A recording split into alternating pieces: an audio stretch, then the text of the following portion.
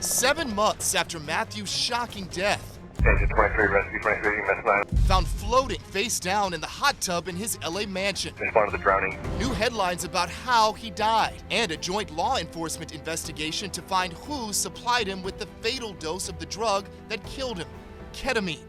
Ketamine was not for me.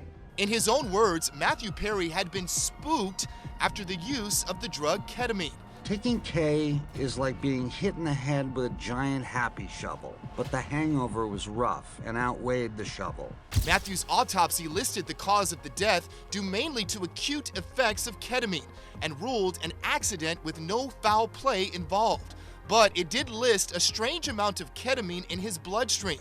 It was similar to someone using anesthesia for surgery. The LAPD, the DEA, and the U.S. Postal Inspection Service are teaming up for a probe into why the beloved Friends star had that alarming amount of ketamine in his system. We're going to have an arrest sometime soon. There's obviously things at the scene which led them to believe that the source of this ketamine is other than his usual medical provider. LA Times investigative crime writer Richard Winton reports that the fatal dose Matthew took was received by mail, making it a federal crime. The thing we don't know is, did this come through some sort of semi-legitimate operation, or was it really just black market dark web drugs?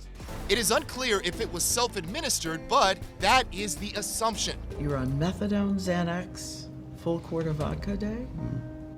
55 Vicodin a day. Matthew bravely exposed his 3-decade battle with addiction, talking to Diane Sawyer about his book, Friends, Lovers, and the Big Terrible Thing.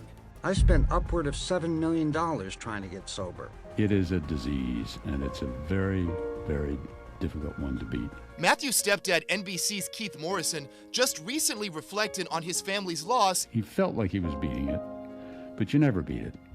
And he knew that too.